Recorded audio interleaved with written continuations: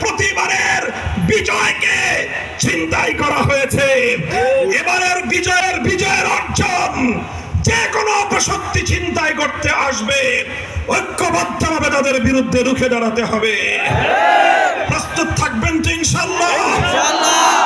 বাংলাদেশ খেলাফত মজলিসের পক্ষ থেকে গোটা বাংলাদেশে আমরা আমাদের রিকশা প্রতীকে দলীয় মনোনয়ন প্রদান করেছি, প্রার্থী ঘোষণা করেছি। আমি আমার মনোনীত সংগঠনের প্রার্থীদেরকে আপনাদের কাছে তুলে দিতে চাই এবং আপনাদেরকেও বলতে চাই, আমরা নির্বাচনে যেভাবেই অংশগ্রহণ করি না কেন, আমরা যাদেরকে মনোনয়ন দিয়েছি আগামী 5 বছর আপনাদের যে কোনো দুঃখ কষ্টে, আপনাদের যে কোনো সমস্যা সম্ভাবনায় আমাদের প্রার্থীরা আপনাদের সাথে ছায়ার মতো সঙ্গী হয়ে থাকবে ইনশাআল্লাহ। আমি আমার দায়িত্বশীলদেরকে বলতে চাই, আমাদের মনোনীত প্রার্থীদেরকে বলতে চাই, আপনাদের কাঁধে এই জনগণ মামুনুল হক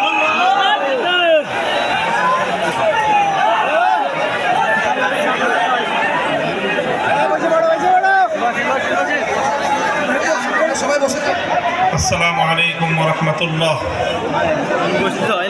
আলহামদুলিল্লাহি রাব্বিল আলামিন ওয়াস সালাতু ওয়াস সালামু আলা সাইয়্যিদিল আমবিয়া ওয়াল মুরসালিন ওয়া আলা আলিহি ওয়া আসহাবিহি আজমাইন। আউযু বিল্লাহি মিনাশ শাইতানির রাজীম। বিসমিল্লাহির রহমানির রহিম। ولا تحسبن الله غافلا عما يعمل الظالمون صدق الله العظيم। বাংলাদেশ খেলাফত মজলিস গোপালগঞ্জ জেলা শাখা কর্তৃক আয়োজিত আজকের এই গণসমাবেশে উপস্থিত সংগ্রামী সভাপতি, উপস্থিত বাংলাদেশ খেলাফত মজলিসের কেন্দ্রীয় মহাসচিব সহ অন্যান্য নেতৃবৃন্দ, গোপালগঞ্জ জেলা শাখার নেতৃবৃন্দ, অন্যান্য জেলা এবং থানা থেকে সমবেত আমার প্রাণপ্রিয় বাংলাদেশ খেলাফত মজলিস ও সহযোগী সংগঠন সমূহের দায়িত্বশীল নেতৃবৃন্দ, মঞ্চে উপবিষ্ট আছেন গোপালগঞ্জ জেলার শীর্ষ ওলামায়ে কেরাম, সর্বস্তরের গোপালগঞ্জ জেলাবাসী। আমি এই জনপদ তথা শত শত বর্ষের এই কখনো পূর্ববঙ্গ, কখনো পূর্ব পাকিস্তান, কখনো বাংলাদেশ নামক এই জনপদের হাজার বছরের শ্রেষ্ঠ সন্তান মুজাহিদে আজম আল্লামা শামসুল হক ফরিদপুরি রহমতুল্লাহ আলাইহির স্মৃতিধন্য এ মাটিতে দাঁড়িয়ে সর্বপ্রথম মহান আল্লাহ পাক রব্বুল আলামিনের দরবারে শুকরগুজারি আদায় করছি, যিনি এই গোপালগঞ্জের মাটি এবং মানুষকে আল্লামা শামসুল হক ফরিদপুরি রহমতুল্লাহ আলাইহির বিপ্লবী আদর্শের ভিত্তিতে আল কোরআন এবং ইসলামী সমাজ গড়বার লক্ষ্যে একটি দৃপ্ত কাফেলা হিসেবে বাংলাদেশ খেলাফত মজলিসকে আজ এই পর্যায়ে উন্নীত করেছেন। আমরা আজ স্বপ্ন দেখতে পারি ইনশাআল্লাহ আগামীর গোপালগঞ্জ হবে ইসলামের গোপালগঞ্জ, আগামীর গোপালগঞ্জ হবে আল্লামা শামসুল হক ফরিদপুরের আদর্শ প্রতিষ্ঠার গোপালগঞ্জ। আগামীর গোপালগঞ্জ হবে এই জমিন থেকে সমস্ত জাহিলিয়াত, সকল বর্বরতা, অন্যায়, জুলুম এবং ফ্যাসিবাদের বিরুদ্ধে রুখে দেওয়ার এক নতুন গোপালগঞ্জ। সংগ্রামী সাথী ও বন্ধুগণ, আমি আজ ওই সকল বীর শহীদদেরকে স্মরণ করছি। পিলখানা, শাপলা চত্বর 2024-এর জুলাই বিপ্লবে যে সকল শহীদের রক্তের উপর দাঁড়িয়ে আজ বাংলাদেশের মানুষ স্বাধীনভাবে বসবাস করার সুযোগ পাচ্ছে, বাংলাদেশের মানুষের কাঁধের উপর চেপে বসা ফ্যাসিবাদী শক্তি উৎখাত হয়েছে এবং বাংলার মানুষ আগামী দিনে ইনসাফ ভিত্তিক একটি সমাজ গড়বার স্বপ্ন দেখছে। সংগ্রামী সাথী ও বন্ধুগণ, আমরা অত্যন্ত দ্ব্যর্থহীন ভাষায় বলতে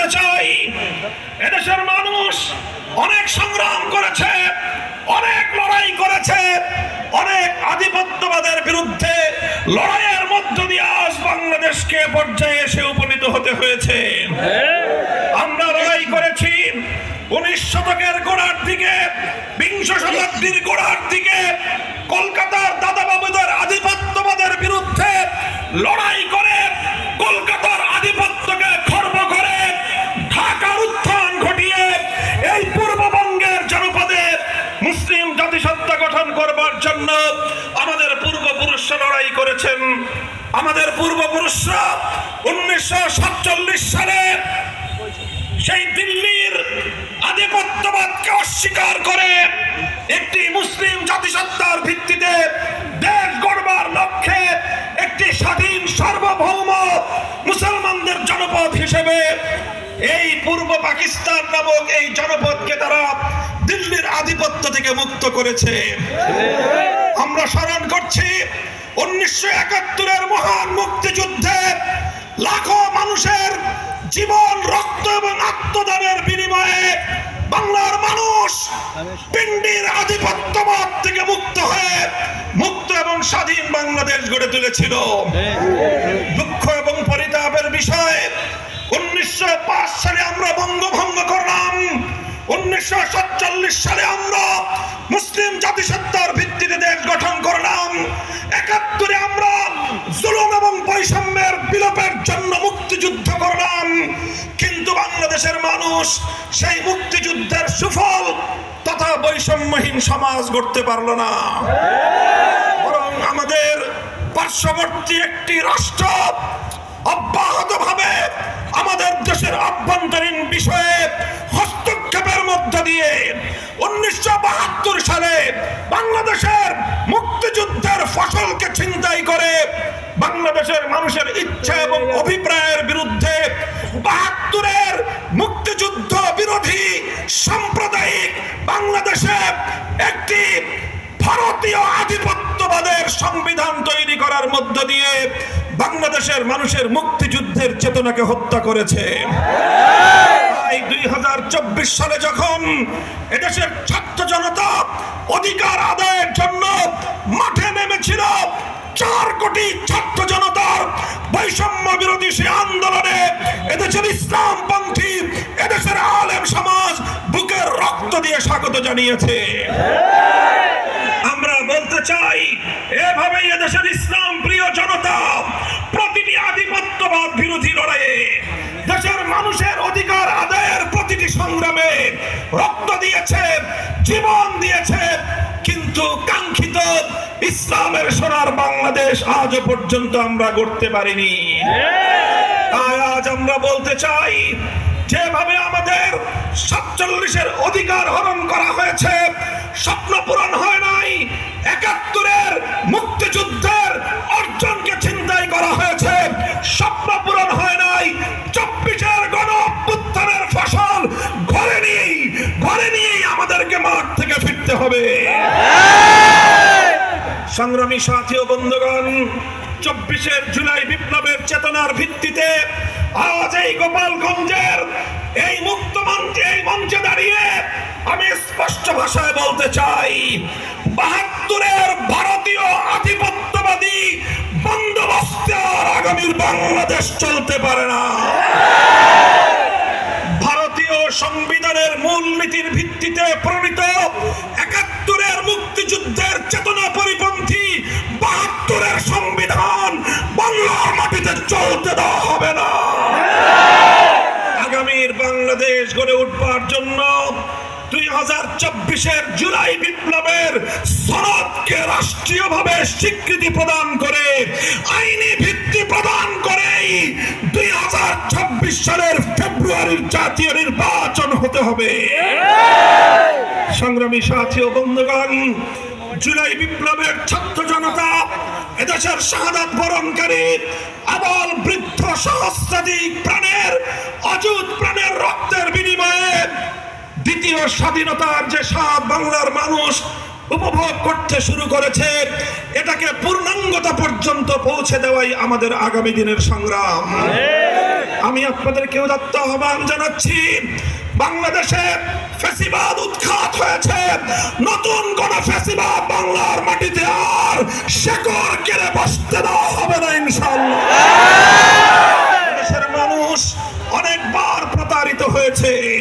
এদেশের মানুষের মুক্তির সংগ্রামের প্রতিবারের বিজয়কে ছিনতাই করা হয়েছে। এবারের বিজয়ের অর্জন যে কোনো অপশক্তি ছিনতাই করতে আসবে, ঐক্যবদ্ধভাবে তাদের বিরুদ্ধে রুখে দাঁড়াতে হবে। প্রস্তুত থাকবেন তো ইনশাআল্লাহ? বাংলাদেশ খেলাফত মজলিসের পক্ষ থেকে গোটা বাংলাদেশে আমরা আমাদের রিকশা প্রতীকে দলীয় মনোনয়ন প্রদান করেছি, প্রার্থী ঘোষণা করেছি।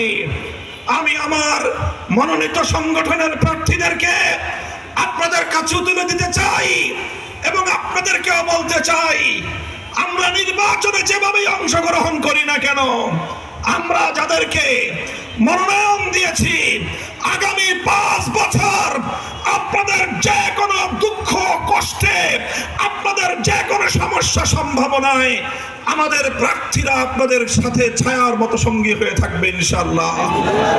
আমি আমার দায়িত্বশীলদেরকে বলতে চাই, আমাদের মনোনীত প্রার্থীদেরকে বলতে চাই, আপনাদের কাঁধে এই জনগণ